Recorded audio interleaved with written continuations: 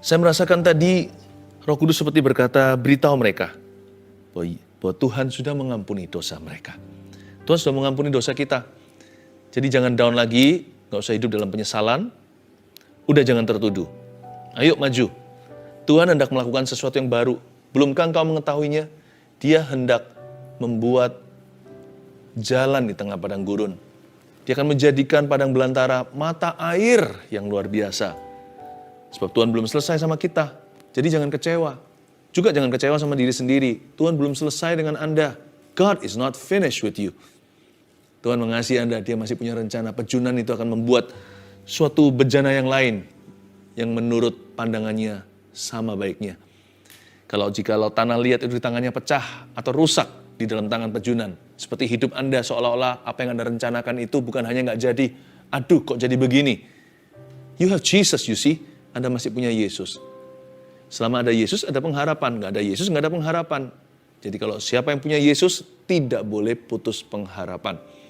Tuhan hendak memulihkan masa depan kita. Saya kasih judul firman yang saya mau bagikan, bagaimana Tuhan memulihkan tahun-tahun yang hilang. Betul, bagaimana Tuhan memulihkan tahun-tahun yang hilang. Itu loh tahun-tahun yang hilang dimakan belalang. Kita buka bersama-sama di Mazmur pasal 126. Judul di Alkitab Indonesia kita adalah pengharapan di tengah-tengah penderitaan. Ya, topik hari ini bagaimana Tuhan memulihkan tahun-tahun yang hilang. Pernah merasa nggak seolah-olah kita kehabisan waktu? Aku ini nggak muda lagi, tapi bisnisku jatuh. Mana bisa mulai dari awal lagi, sekarang kelilit hutang. Bisa-bisa 7 tahun ke depan kerja sama Laban, seperti Yakub itu. Seolah-olah kerja sia-sia, kerja ditipu, kerja nggak ada hasilnya, digonta-ganti yang namanya gaji atau salary. Tapi Yakub karena dia cinta sama Rahel yang dia kejar waktu itu, berapa tahun seolah-olah berapa hari. Kita juga bisa merasa yang sama asal hati kita dipenuhi kasih Tuhan. Nanti ya waktu-waktu ke depan terasa begitu gampang dilalui, bukan berarti hidup kita mudah. Tapi karena ada Yesus di tengah-tengah kita, ada kasih Tuhan memerintah, nanti tidak akan terasa kok. Kalau Tuhan memulihkan keadaan kita seperti orang yang bermimpi. Kita akan tertawa, kita hampir-hampir nggak berani percaya. Kok bisa ya Tuhan pulihkan saya? Itu janji Tuhan bagi kita semua. Tahun-tahun yang hilang dimakan belalang, Tuhan bisa kembalikan semuanya. Meskipun nggak pakai mesin waktu. Waktu yang sudah berlalu ya sudah berlalu. What can you do? Lewat ya lewat. Udah hangus kan tahun-tahun ke belakang? Betul, tapi tahun-tahun di depan belum hangus sama sekali. Hari-hari ke depan belum dijalani. Tahu nggak? 1000 tahun sama dengan 1 hari. Tuhan bisa pulihkan dalam 1 bulan apa yang hilangnya tahunan. Kalau Tuhan bekerja, mulut kita akan penuh dengan tawa. Kita baca dulu aja ya, pengharapan di tengah-tengah penderitaan, nyanyian ziarah. Ketika Tuhan memulihkan keadaan Sion, keadaan kita seperti orang-orang yang bermimpi. Pada waktu itu mulut kita penuh dengan tertawa dan lidah kita dengan sorak-sorai. Pada waktu itu berkatalah orang di antara bangsa-bangsa, Tuhan telah melakukan perkara besar kepada orang-orang ini. Tuhan telah melakukan perkara besar kepada kita, maka kita bersuka cita. Pulihkanlah keadaan kami ya Tuhan, seperti memulihkan batang air kering di tanah Negeb. Orang-orang yang menabur dengan mencucurkan air mata akan menuai dengan bersorak-sorai. Orang yang berjalan maju dengan menangis sambil menabur benih, pasti pulang dengan sorak-sorai sambil membawa berkas-berkasnya. Katakan amin untuk hidupmu. Amin ya. Dimulai dengan kata nyanyian ziarah. Siapa penulis Mazmur 126? Tiada lain adalah Imam Esra. Ya, yang tulis kitab Esra di Perjanjian Lama, Esra Nehemia itu, ini Esra itu. Esra ini adalah seorang yang kembali dari tanah buangan, karena bangsa Israel sudah diasingkan di Babilonia selama 70 tahun. Nggak tanggung-tanggung udah berapa generasi tuh. Mereka bukan imigrasi. Dulu kala perang, diangkut semua ke sana. Tentunya sebagian daripada rakyat itu mati. Tetapi semua bangsa Israel diangkut ke pembuangan. Anda tahu kan ceritanya? Daniel, Sadrak, Mesak, Abednego itu adalah generasi awal-awal yang diangkut ke pembuangan. Nah kalau Esra adalah generasi akhir-akhir, di akhir pembuangan. Di akhir 70 tahun itu mereka pulang.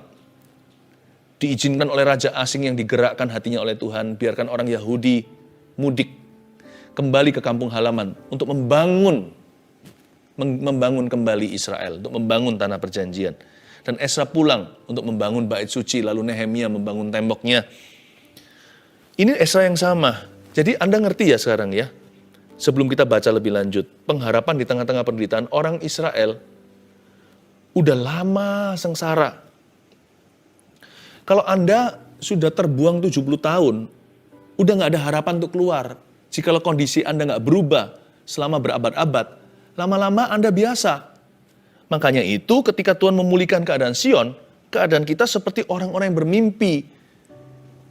Karena mereka tidak berani membayangkan suatu hari mereka akan keluar dari sana, kembali ke rumah. Bayangkan kalau orang di penjara 70 tahun aja. Mana ada harapan untuk keluar? Itu sama dengan penjara seumur hidup.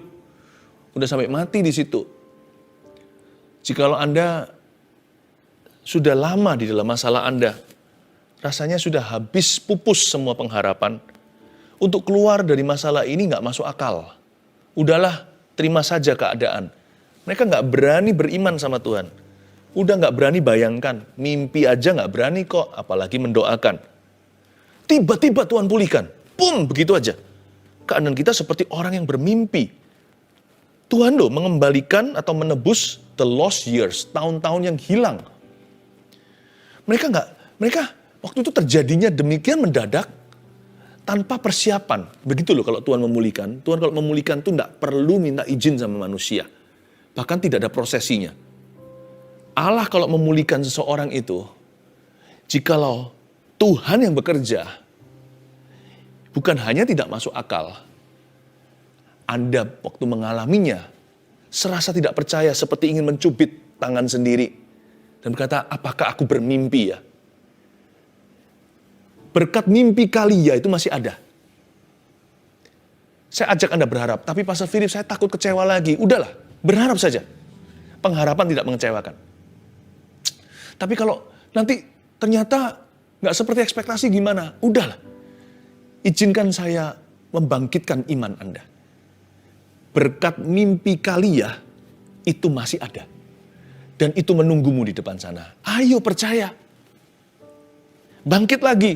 Sekalipun sudah merasa diri tua, udah merasa diri terlambat, tahu nggak? Di dalam kamus Allah dan kamus orang percaya tidak ada kata telat. Tidak ada di kamus kita kata terlambat. Pada waktu itu ayat 2, mulut kita penuh dengan tertawa dan lidah kita dengan sorak-sorai. Waktu Tuhan pulihkan ya. Pada waktu itu, berarti belum dong ini. Pada waktu itu kan belum terjadi. Pada waktu itu berkatalah orang di antara bangsa-bangsa, Tuhan telah melakukan perkara besar kepada orang-orang ini. Tuhan telah melakukan perkara besar kepada kita, maka kita bersuka cita. Berarti ini belum terjadi. Ini masih berupa nubuatan. Seperti sekarang Anda mendengarkan pesan saya ini berupa nubuatan. Anda boleh percaya, boleh tidak. Tapi berbahagialah mereka yang percaya, mereka akan melihat kemuliaan Allah. Ini ditulis oleh Ezra di penghujung pembuangan waktu dia mulai pulang ke kampung halaman. Jadi belum melihat wujud bait suci yang udah runtuh itu, mereka mau bangun yang baru. Belum kejadian, nanti kan kita lihat juga pada masa-masa itu ada Nabi Hagai, Sakaria. Belum terjadi, belum kelihatan mata. Jadi masih di dalam posisi transisi. Ada yang percaya, ada yang enggak. Ada yang mau mudik pulang ke kampung halaman untuk membangun bait suci sesuai dengan perintah dan dorongan Roh Kudus. Ada yang berkata, enggak lah nanti kecewa lagi. Anda dan saya berada di transisi juga.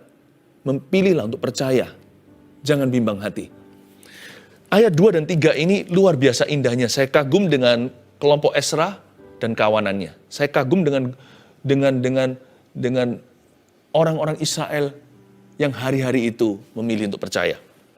Pada waktu itu, mereka menunjuk ke suatu hari nanti. Pada waktu itu mulut kita akan penuh dengan tertawa. Lidah kita dengan sorak-sorai.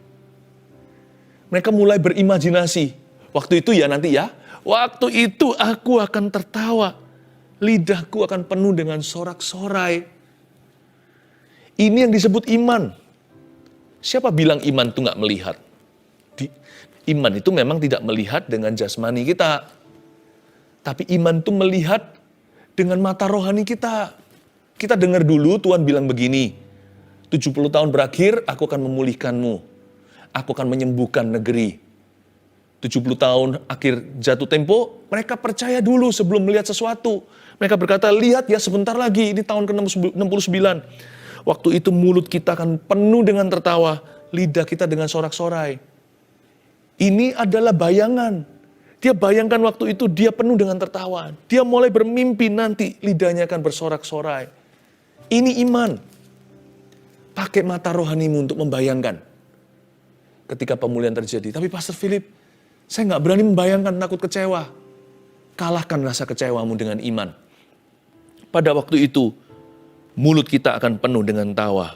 Lalu, tiba-tiba, Ezra di sini menjadi reporternya.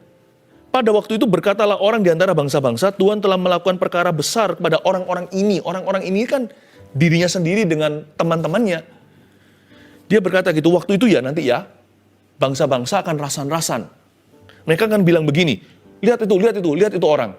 Lihat mereka, bangsa Israel ini dan Ezra. Tuhan telah melakukan perkara besar kepada orang-orang ini. Wow, kreatif sekali imajinasinya. Dia sudah bisa bayangkan nanti orang lain ngomong apa ketika Tuhan pulihkan.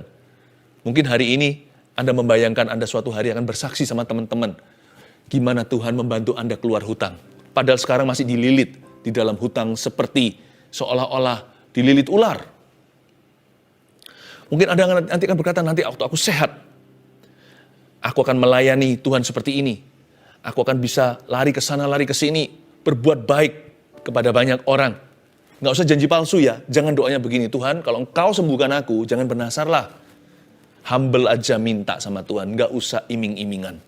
Nggak usah berkata gini, nggak usah ngomong begini, Tuhan kalau aku sembuh nanti aku akan memberi ini. Kalau nanti Tuhan berkati, aku akan memberi itu. Aku akan melayanimu begini, aku akan melayanimu begitu. Udahlah, kalau minta sama Tuhan itu yang rendah hati aja, bilang Tuhan aku butuh ini. Aku percaya pada janjimu, aku minta dengan iman dan rendah hati di dalam nama Tuhan Yesus. Begitu aja.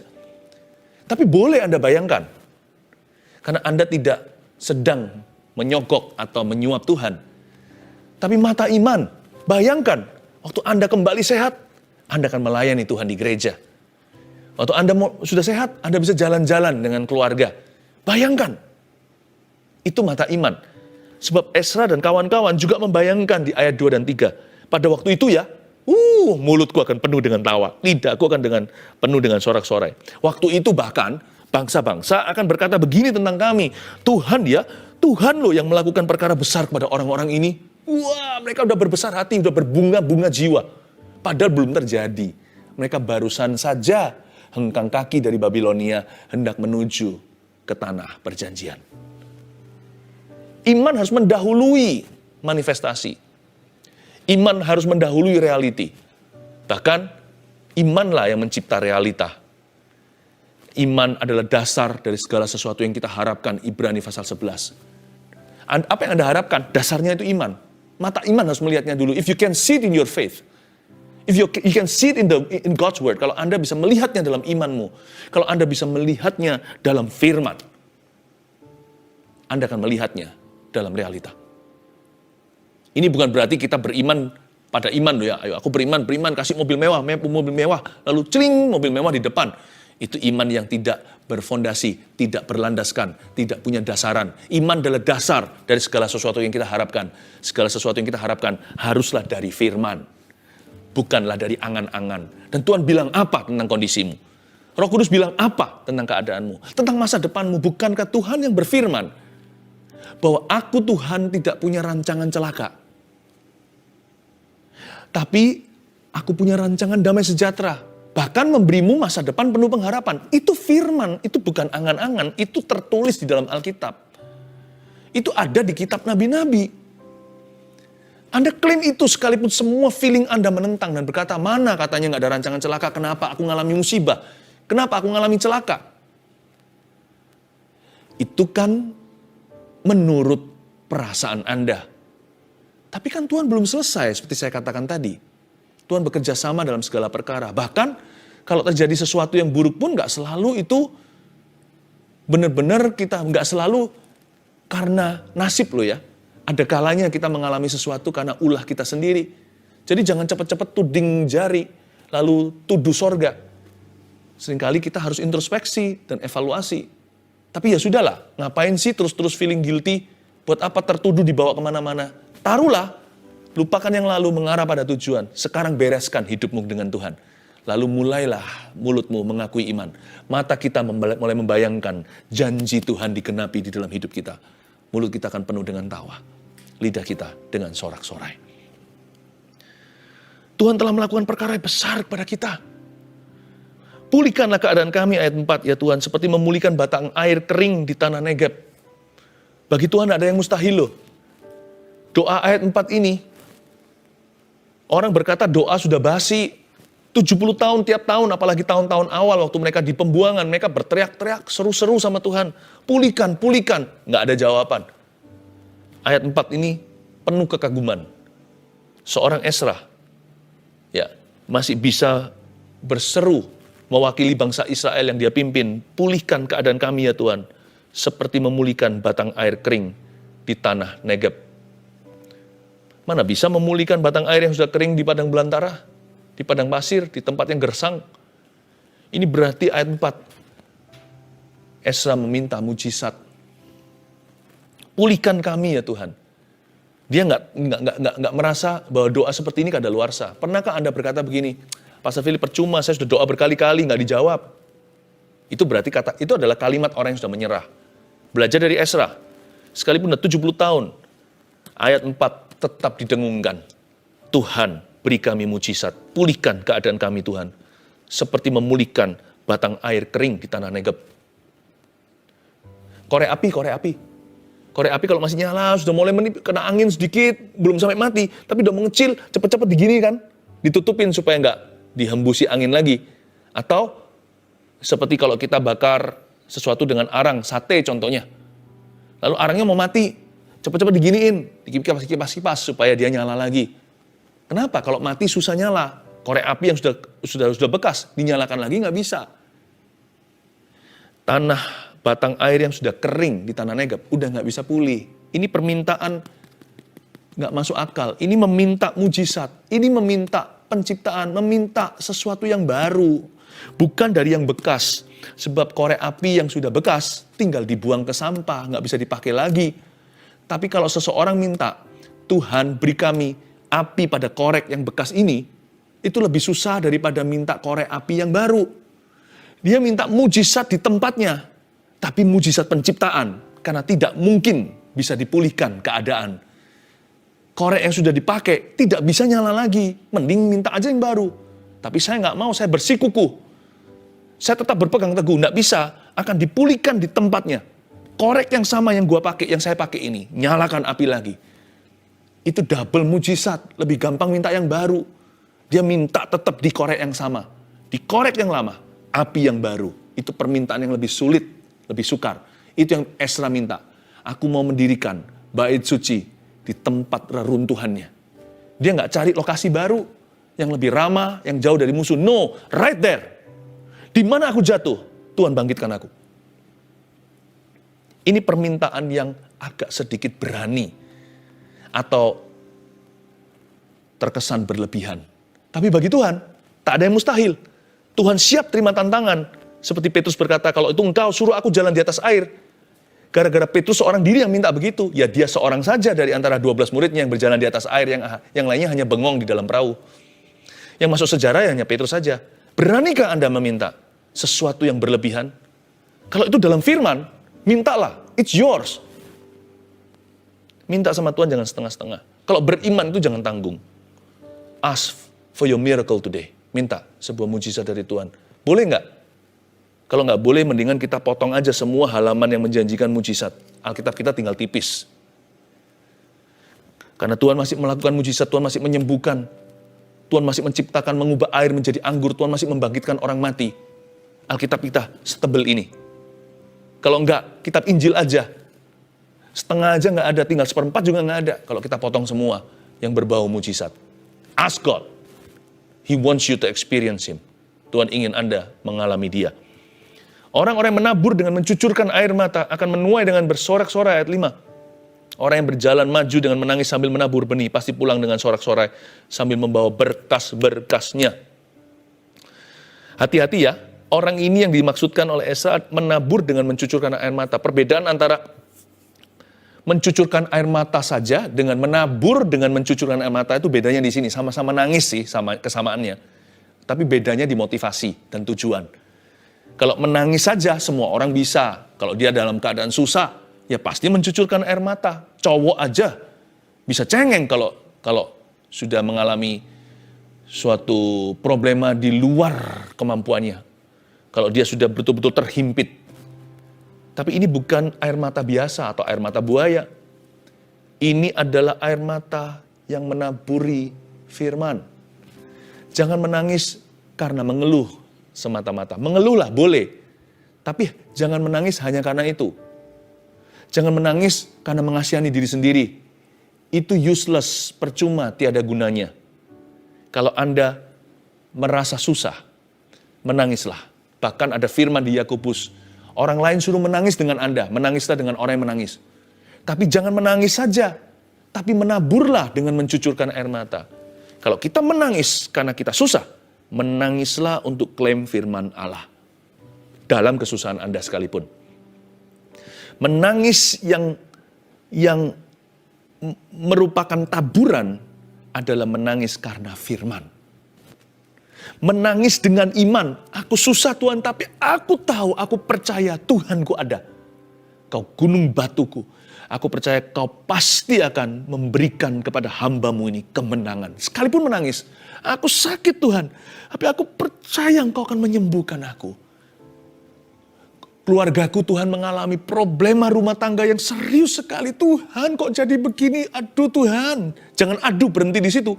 Jangan aminkan segera. Setelah kata aduh jangan langsung amin. Setelah itu iman. Tapi aku tahu Tuhan berjanji di Kisah Para Rasul 16:31. Barang siapa percaya kepada Kristus, seluruh isi rumah tangganya diselamatkan.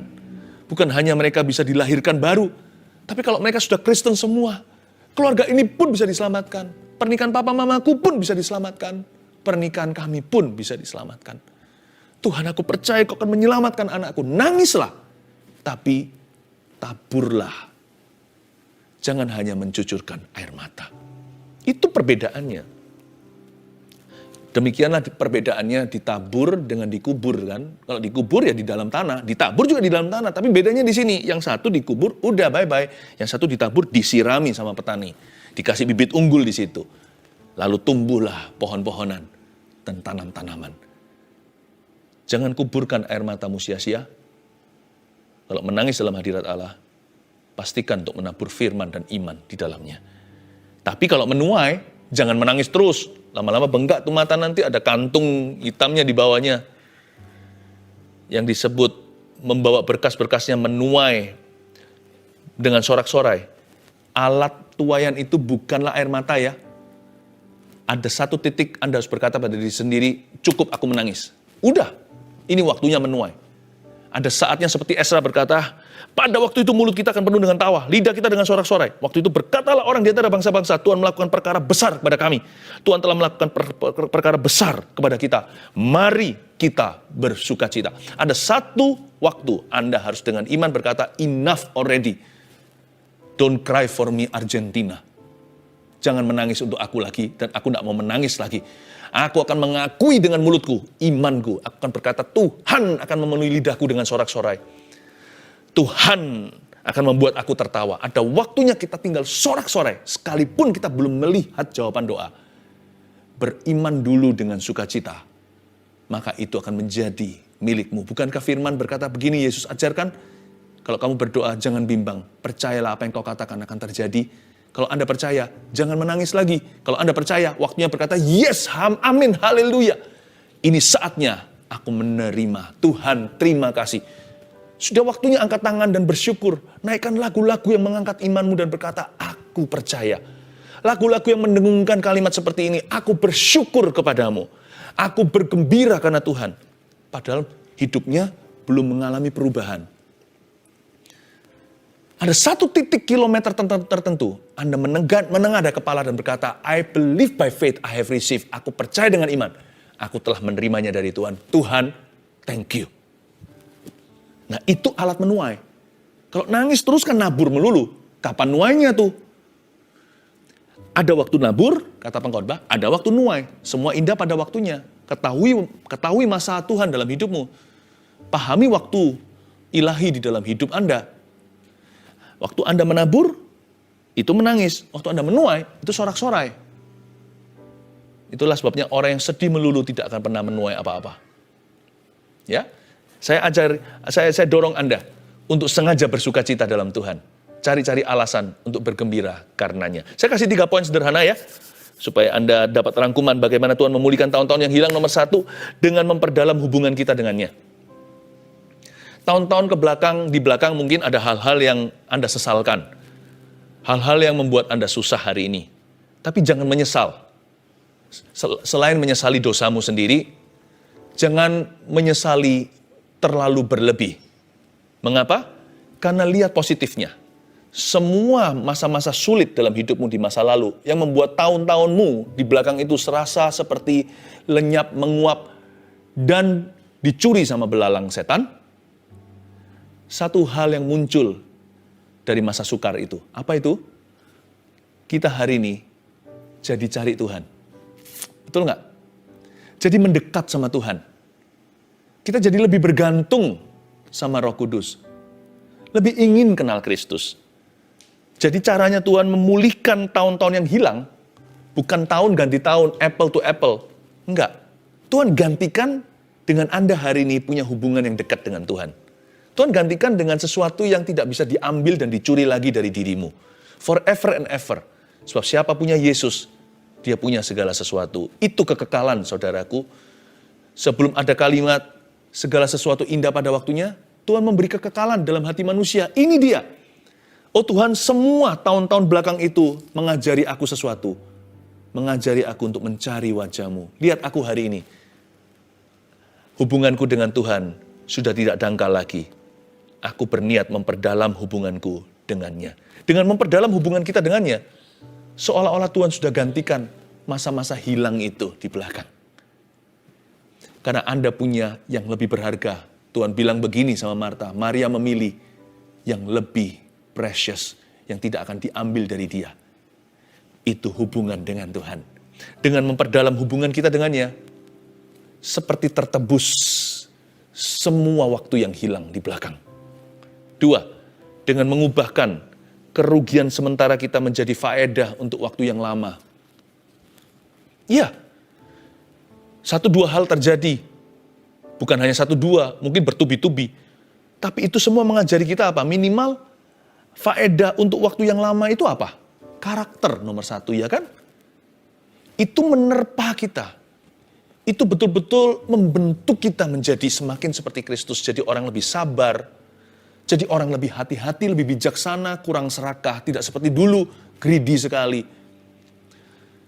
Kita perlu menatap beberapa tembok dulu. Perlu tertabrak beberapa gajah. Setelah itu kita belajar untuk berserah. Lihat itu. Dia mengubahkan kerugian di belakang kita. Kerugian sementara, materi misalnya, menjadi faedah. Dan faedah untuk waktu yang lama loh. Salah satunya daripada faedah itu adalah ilmu. Karena itu karena gara-gara apa yang terjadi dulu, Anda lebih hati-hati lihat orang. Sekali tertipu, Anda nggak mudah ditipu lagi seumur hidupmu. Bukankah itu permanen? Ya anggaplah di belakang itu biaya kuliah. Mungkin bukan materi, mungkin kesehatan. Ada orang tertentu sempat di ring jantungnya atau dioperasi. Tapi setelah itu lifestyle-nya jadi sehat. Salah satu hal yang bagus melalui pandemi ini berkat terselubung adalah kita semua jadi menjaga kesehatan kita. Olahraga, berjemur di jam yang tepat, di bawah matahari, minum vitamin, tidur yang cukup. Gara-gara pandemi, berapa banyak orang akan hidup lebih lama karena menjaga lifestyle-nya, gaya hidupnya. Memang betul ada banyak orang yang meninggal karenanya. Untuk itu hati kita selalu akan berkabung dan bersedih. Selalu merasa kehilangan orang-orang yang kita kenal. Yang di dalam pandemi ini Tuhan panggil pulang ke rumah Bapa. Tapi berapa banyak orang kan hidup lebih lama. lihat juga bright side-nya, jangan hanya lihat sisi gelapnya, lihat sisi terangnya. Ada banyak faedah yang kita bisa petik dari waktu-waktu susah. Itu seolah-olah ada trading, gitu, ada seperti nilai tukarnya. Seperti $1 sama dengan berapa rupiah. Semua yang terjadi di belakangku membuatku menyadari, kau selalu sertaku. Memberiku karakter hari ini, dan memberi aku ilmu. Memberi aku pengetahuan, pengalaman, dan hikmat yang tidak ada dua. Tiada dua nilainya. Yang terakhir, Tuhan bisa memulihkan tahun-tahun yang hilang dengan melipat gandakan buah kita di tahun-tahun yang akan datang. Itu dia. Tuhan bisa nggak, sanggup nggak? Apa yang hancur 7 tahun dalam hidupmu dikembalikan 7 hari? Kalau Tuhan urapi bisa. Bisa nggak Tuhan kembalikan? Apa yang hancur 10 tahun belakang ini, apa yang dicuri iblis, dikembalikan dalam waktu 10 bulan. Ikut Tuhan. Belum selesai momentum Tuhan Yesus di dalam hidupmu. He will create a new momentum. Akan terjadi akselerasi, akan terjadi percepatan Allah. Dan Tuhan akan melipat gandakan buah kita di tahun-tahun yang akan datang. Sehingga ketika kita menoleh ke belakang, kerugianku tidak seberapa karena tuaian yang Tuhan sediakan. 1, 2, 3, cara Tuhan memulihkan tahun-tahun yang hilang, bagaimana? Dengan memperdalam hubungan kita dengannya. 2, dengan mengubahkan kerugian sementara kita menjadi faedah untuk waktu yang lama. 3, dengan melipat gandakan buah kita di tahun-tahun yang akan datang. Mari kita percaya.